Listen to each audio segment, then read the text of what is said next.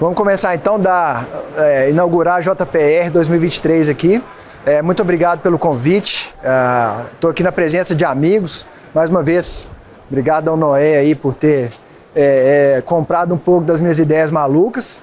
E vou mostrar para vocês algumas formas que eu acho que são sensatas de como a gente consegue fazer uma estratégia melhor para adotar inteligência artificial dentro dos serviços de radiologia, né?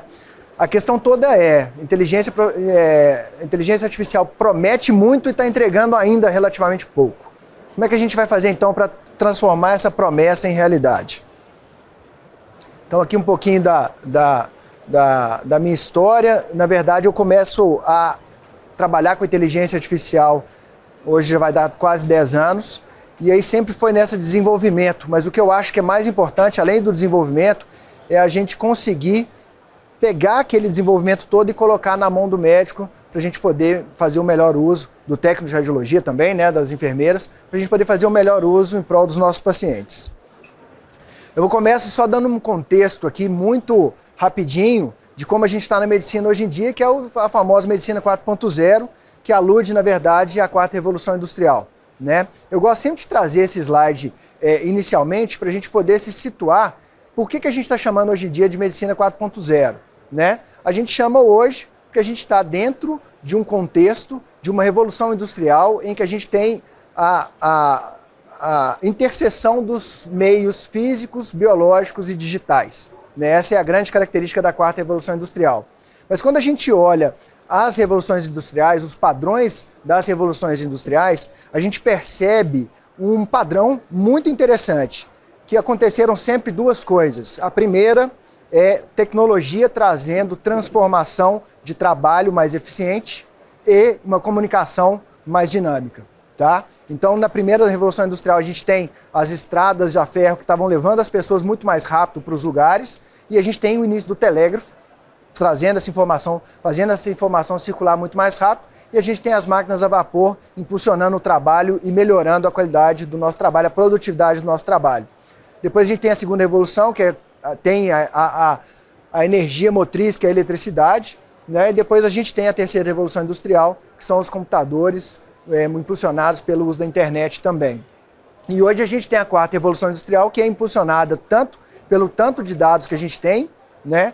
Também com essa força motriz da inteligência artificial, e o meio de comunicação hoje em dia mais favorável para essa transformação é os telefones celulares. Todo mundo tem um telefone celular na mão.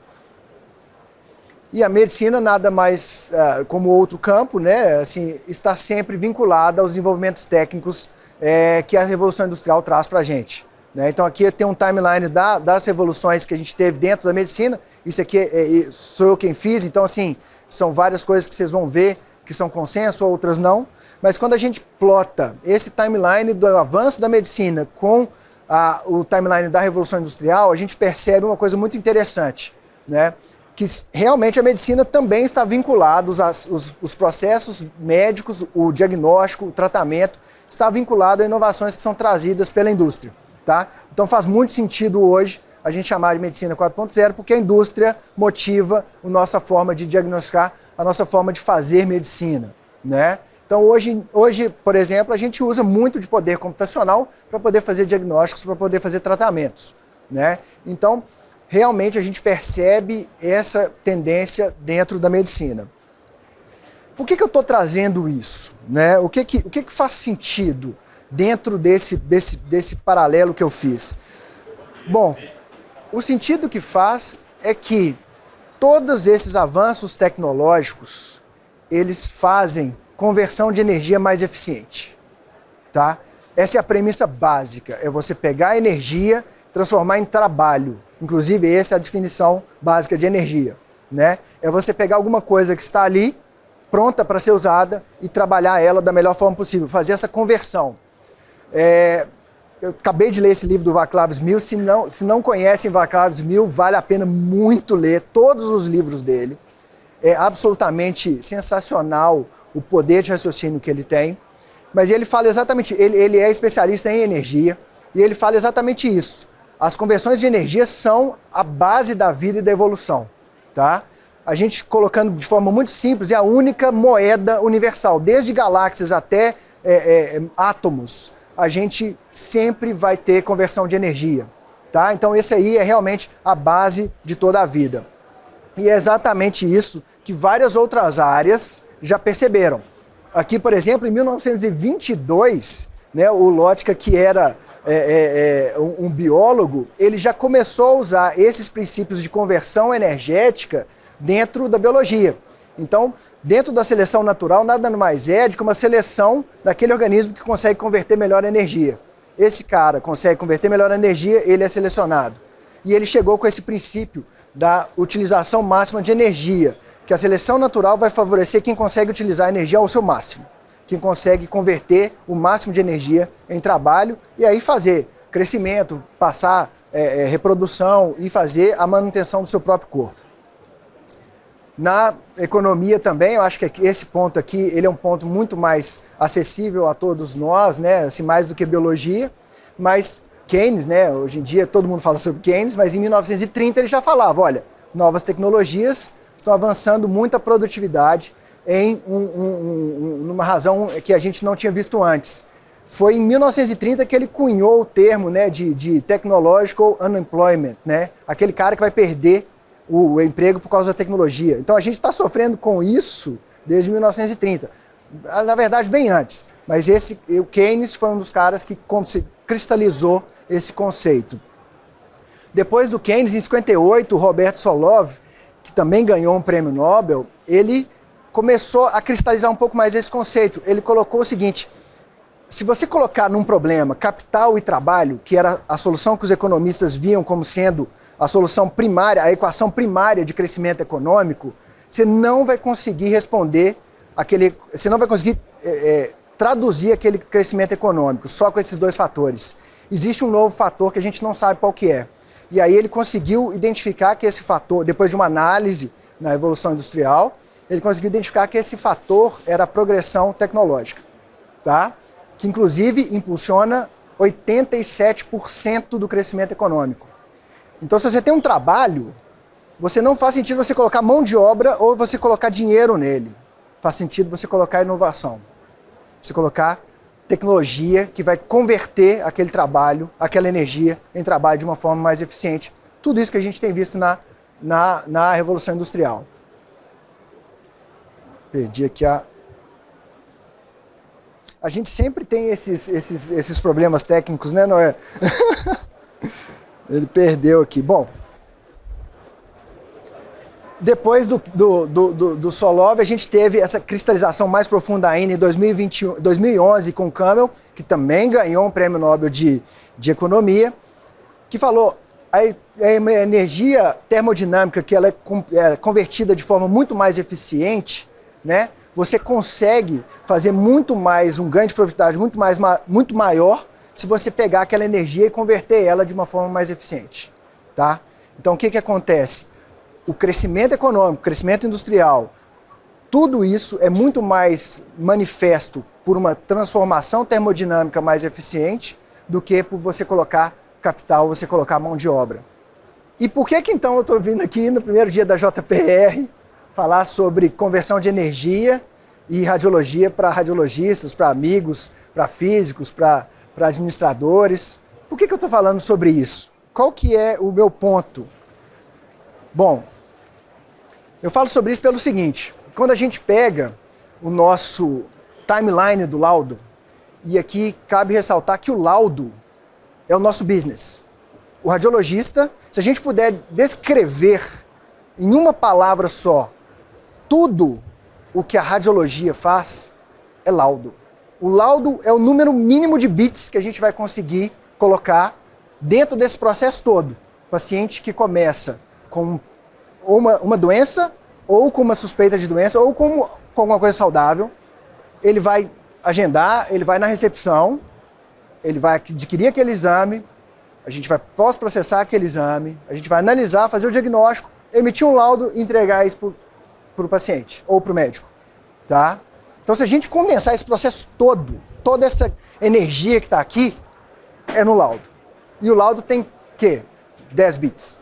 Então, é uma conversão de energia muito, muito grande. Então a gente tem que fazer ela da forma mais eficiente possível, tá? E a gente não está fazendo, na medicina em geral, a gente não está fazendo essa conversão de energia muito favorável. A gente não está ajudando os nossos pacientes, tá? Por que eu falo isso? Porque do nosso tempo que a gente tem para poder atender o paciente, que é o que importa, a gente está gastando ele com processos que são ineficientes, com burocracia, com papelada, né? Então esse achado eu acho que já é comum a todos, né? Mas que eles acharam que 50% do tempo do médico é gasto com papelada. Ou seja, o que vale a pena, que é o contato com o paciente, tratar o paciente, a gente não está fazendo. A gente está fazendo 50% das vezes só, ou pegando só metade do tempo que a gente teria. Na radiologia isso é diferente? Não. Esse aqui é o reporte de 2023 do Medscape, saiu tem poucos dias, tá? E esse reporte é sensacional. Ele ele destrincha o cenário médico nos Estados Unidos, mas que é um proxy para o mundo inteiro. Então, normalmente um radiologista trabalha quase 50 horas por semana. E dessas 50 horas, ele gasta 11 horas preenchendo papelada. Aí, 11 horas preenchendo papelada. 11 horas. Tá? Eu gasto 20% do meu tempo, então, preenchendo papelada. Coisa que não faz sentido nenhum, coisa que vai tirar meu tempo de diagnóstico. Tá? Então, isso é um uso mais ou menos errado, né? Isso dentro de uma ferramenta que trouxe ganhos de produtividade imensos. Porque depois que a gente adquiriu, começou a colocar os PACs dentro do serviço, os ganhos de eficiência foram enormes. A gente tem um ganho de produtividade de 18%, né? Para cada radiologista. A gente tem entregas cerca de 25% mais rápidas de laudo. O turnover de laudo aumenta, é muito maior, é um quarto maior. Só que o que a gente está fazendo com essa nossa produtividade aumentada pelo PACS? A gente também está desperdiçando ela. Por quê? Porque a gente passa muito tempo fazendo processos dentro do PACS que não tem nada a ver com o nosso diagnóstico. Então, esse é um estudo que foi interessante, que fala que um radiologista percorre com o mouse dele 2,2 quilômetros num plantão. E ele dá 11 mil tecladinhas no teclado. Tá? Ou seja, se um radiologista está gastando 20% com papelada e andando esse tanto de mouse, o que isso está consumindo de energia? Eu fiz esse cálculo. Tá? Então, se a gente dá mais ou menos 180 a 200 tecladinhas por minuto, um cara bom dá 200, um cara mais ou menos dá 180 tecladinhas por minuto, a gente passaria num plantão de 12 horas, 1 hora teclando. Só teclando. Aí você pode me questionar, poxa, Augusto, mas você está teclando ali o seu laudo, mas você está também pensando sobre o diagnóstico. Sim, mas você está teclando. A sua atenção não está totalmente para o laudo. Tá? Se você pegar isso no mouse, eu fiz essa conta também, eu fiquei medindo a tela do meu computador em quanto tempo eu conseguia percorrer com o mouse aqueles 65 centímetros de tela do computador. E eu conseguia percorrer mais ou menos 13 centímetros por segundo. Tá? Se eu percorrer 13 centímetros por segundo, se eu tiver que percorrer 2 quilômetros com isso, dá 17 mil segundos que eu gasto percorrendo esses 2,2 quilômetros. Ou seja, 280 minutos, 4 horas e 40 minutos andando com o mouse na tela. A minha esposa achou que eu estava doido. Devo estar. Mas isso reflete muito. Então, se a gente pega num plantão, num turno de 6 horas, tá? Se eu gasto 20% desse turno, 1 hora e 20, com papelada. Se eu gasto 30 minutos desse turno digitando, e se eu gasto 2 horas e 20 desse turno mexendo o meu mouse, eu tenho 4 horas e 10 de 6 fazendo conversão de energia que não é raciocínio diagnóstico. Eu acho que é ineficiente. Eu acho que é uma conversão de energia potencial em energia cinética. Não é em energia diagnóstica ou energia empática. Não é. Tá? E olha que interessante. Esse estudo é de 1975, é um estudo super legal, icônico da Radiology, tá? Em que os caras pegaram 2 sets de radiografias, um set normal, um set alterado, e fizeram dois tipos de leituras com radiologistas. Uma, os caras colocaram 0,2 segundos e tiravam, e os outros eles colocavam para o radiologista ver o tempo que ele quisesse. E aí mediram a acurácia diagnóstica desses dois. E, impressionantemente, mesmo com 0,2 segundos de análise, a acurácia global era 70%. Ou seja, o cara conseguia fazer um diagnóstico em 0,2 segundos. Tá? Só que se ele tinha tempo de ver a radiografia, a acurácia pulava para 97%. Isso faz sentido. Psicologia, economia, Daniel Kahneman, vocês já leram Thinking Fast and Slow, né? A gente tem esses dois mecanismos. O Kahneman ganhou, ele é psicólogo e economista, ele ganhou o prêmio Nobel exatamente por causa dessa teoria dele, em que a gente usa dois sistemas neurológicos para a gente poder pensar. É o sistema rápido, de ação rápida, de heurística, de reconhecimento de padrões radiologia, que a gente faz rapidamente a decisão sem gastando o mínimo de energia. E o outro sistema 2, que a gente raciocina no laudo. Tá? Esse 70% é esse reconhecimento de padrão, esse sistema rápido, que a gente está conseguindo compensar. Mas a gente está com uma acurácia de 70%. Se eu estou tendo que usar o meu padrão 1 para fazer os diagnósticos dos meus laudos, para fazer o cuidado com o meu paciente, está certo isso. Sendo que eu podia usar o meu sistema 2 e aumentar a minha performance. Uma outra forma de ver esse problema também, como os médicos radiologistas geram um diagnóstico, eles colocaram os radiologistas e gente normal, dentro de uma máquina de ressonância magnética funcional e mostraram imagens de pneumonia, imagens de bichinhos e com letras desenhadas no background das radiografias. E eles viram que o tempo do radiologista nomear a lesão era de 1,33 segundos, ou seja, ele gastava 1,3 segundos para poder fazer o diagnóstico. Ele gastava 1,24 segundos para poder fazer o diagnóstico do bichinho e 1,14 para fazer o da letra. Então é muito próximo. E quando eles viram os mapas de ativação, eram quase que as mesmas áreas sendo ativadas. Ou seja, o radiologista bem treinado, ele sabe a doença pelo nome. Igual ele sabe uma letra, igual ele sabe um bicho. Ele reconhece o padrão daquilo. Ele gasta pouca energia com aquilo. Tá? Então, se a gente fizer essa estimativa também, por exemplo, uma ressonância magnética do crânio, 550 imagens, 600 imagens. Se eu gasto 1,33 segundos para cada imagem para fazer o diagnóstico, tá? Isso sem rapidez, mas eu daria mais ou menos aí 12 minutos. Mas como eu não vejo todas as imagens, eu vejo no Pax scrollando, a gente pode estimar uma produtividade aumentada em 25%, igual acontece do Pax para o filme. Então daria 9 minutos. Tá? Eu não gasto 9 minutos no exame de ressonância magnética normal. Não gasto. Eu gasto no máximo 1 minuto. Então, se eu pegar a produtividade dos meus colegas lá na Axial, que são 19 laudos por turno, de 6 horas, que daria 3 laudos por hora, um laudo a cada 20 minutos, olha o delay que eu tenho entre a produção de um laudo, ou seja, a cristalização do meu trabalho, e o que eu fiz como trabalho mesmo, que é o diagnóstico. Eu estou passando de 9 para 20. 50 e poucos %. Eu estou perdendo. Então, como é que a gente faz essa melhor conversão de energia? Por que eu estou trabalhando nessa questão de conversão de energia? Exatamente porque AI é a nossa grande ferramenta, o nosso grande trunfo para a gente poder melhorar essa conversão de energia. Então, aqui dentro daquele timeline, daquele workflow do nosso laudo, eu coloquei várias questões em que a gente pode usar AI de forma efetiva para a gente poder melhorar essa conversão de energia, para a gente colocar ela de forma muito mais eficiente. Só que a turma que está fazendo AI só está baseada nisso aqui, ó. Só quer saber de AI, de algoritmos que façam a detecção ou que tragam o diagnóstico. Tá? E isso eu não estou falando da boca para fora, eu estou falando de experiência e de um dado. Né? Essa turma, em 2021, na European Radiology, eles estudaram 269 aplicações de AI, né?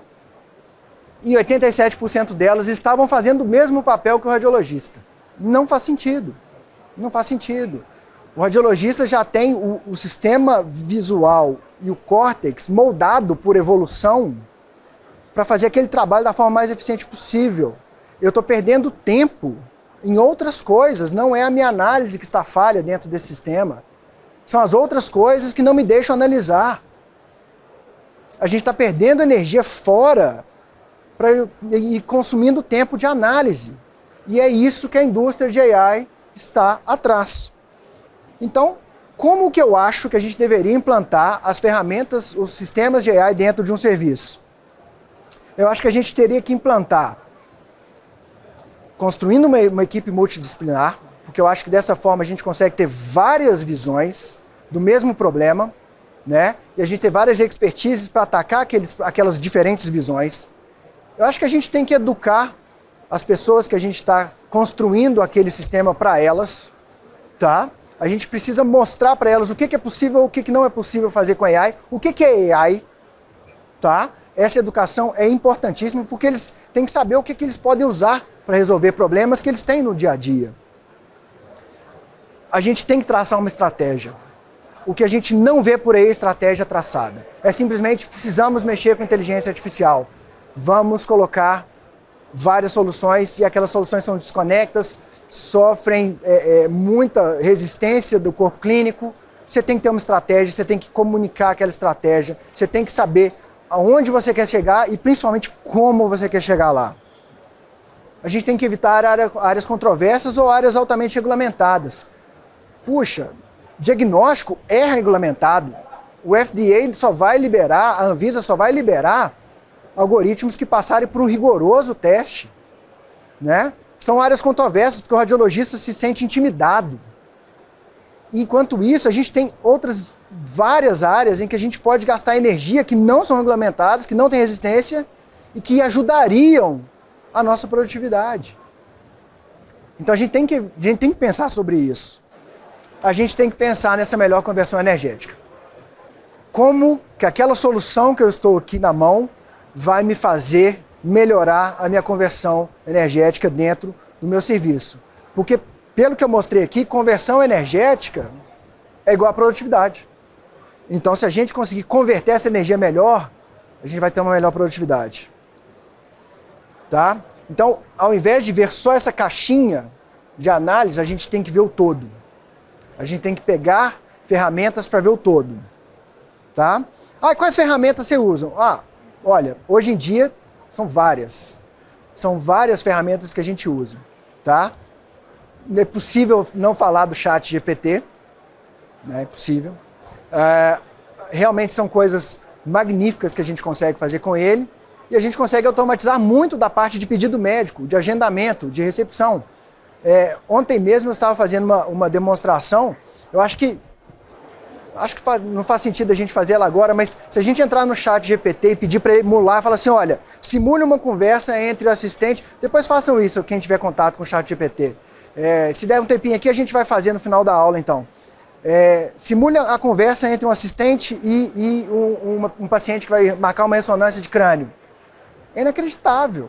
É inacreditável. E depois você continua na conversa, como se fosse o paciente, ele reconhece que você está fazendo o papel do paciente e te responde.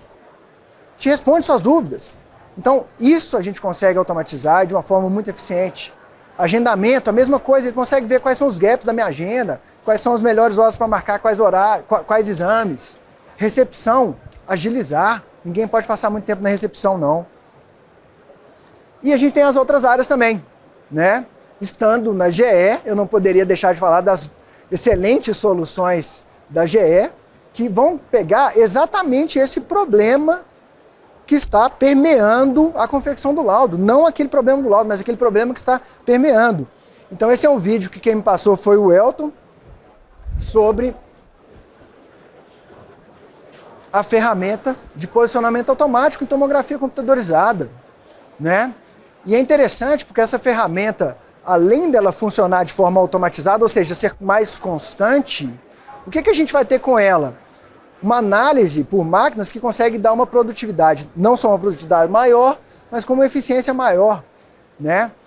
Existe uma análise do centro espacial do paciente que você consegue reduzir o número de radiação de uma forma muito expressiva, tá? Reduzir ruído com esse posicionamento. Ela detecta tudo automaticamente e você reduz o tempo em que o paciente fica sendo posicionado. Você reduz o tempo que o atendente, que o técnico, o técnico de radiologia, o técnico de enfermagem, tem que se dedicar colocando o paciente na máquina, mas que ele poderia estar conversando com o paciente, acalmando o paciente, tranquilizando ele. Isso é valor. Eu vou passar o vídeo, todos nós já conhecemos. O outro aqui também são as soluções de posicionamento automático. A Pimenta trabalhou nessa aqui, eu acho, né? Que exatamente baseadas em redes neurais, a gente consegue ter uma homogeneidade do paciente, coletar as imagens do paciente, não importa o posicionamento da cabeça dele, né? E a gente realmente tem imagens muito homogêneas, a gente tem imagens que são muito parecidas umas com as outras.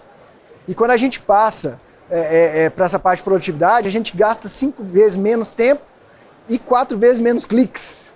Produtividade, transferência eficiente de energia.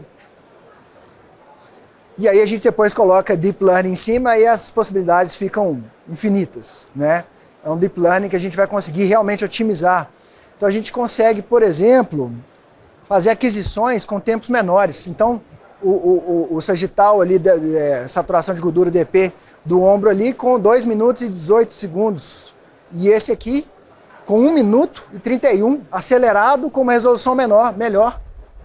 Tem 35% menos tempo de aquisição e resolução maior. Você consegue fazer imagens de abdômen sem ter que pedir o paciente para respirar. Menos artefato, menos tempo dentro da máquina, melhor conversão de energia. Você consegue fazer uma próstata, a não ser quem seja realmente um especialista de próstata, diferenciar entre uma próstata de 1,5 Tesla e de 3 Tesla. A da esquerda, de 3 Tesla, feita com 5 minutos e 13 segundos. A da direita, de 1,5 Tesla, com 4,26 minutos. Realmente, e resolução muito, muito boa. Esse é um estudo que foi feito em conjunto com a turma do Fleury, um white paper da GE, que fala desse ganho de tempo, essa produtividade que a gente tem. E não necessariamente a gente perde a qualidade, a gente não perde a confiança diagnóstica. E para o laudo e resultado, a gente tem várias ferramentas, algumas delas muito, muito novas. A Nuance acabou de falar que incorporou o ChatGPT dentro das ferramentas dela.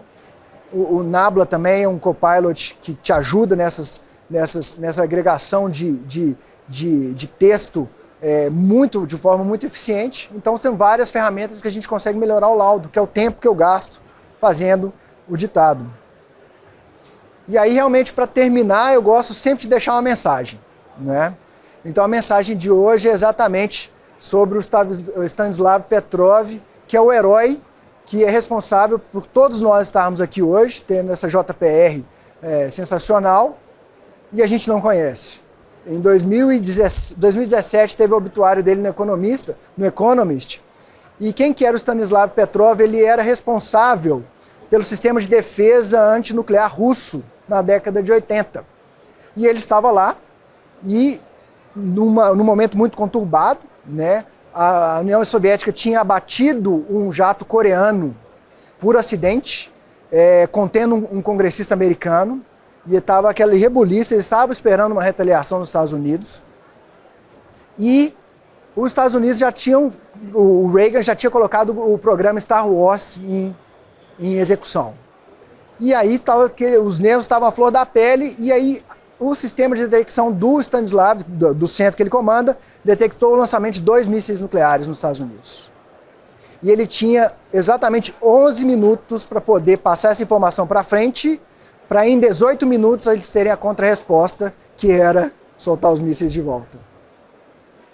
E aí todo mundo desesperado, falando, olha, passa informação, passa informação, passa informação. E ele falou assim, não vou passar porque isso não é um ataque. Não é um ataque. Passa informação, 18 agonizantes minutos depois, não era um ataque. E aí eles perguntaram, poxa, mas né, como é que naquele momento ali você conseguiu ver isso? Não, pelo seguinte, se eu fosse fazer um ataque contra o meu principal inimigo, eu ia usar todos os meus mísseis. Porque eu não quero uma retaliação. Eu não quero ter míssil de volta em mim. Eu quero acabar com a história de uma vez. Então eu vou mandar todos, eu não vou mandar 2. Vou mandar todos. E aí, por isso que eu achei que não fosse um ataque. Foram ver, o satélite russo passou em cima, que estava monitorando as bases americanas, passou em cima de nuvens. E o reflexo do sol naquelas nuvens deu um clarão no detector do radar do satélite. E o clarão era o que falava que o míssil estava subindo. Então foi um mau funcionamento e esse cara evitou uma guerra nuclear.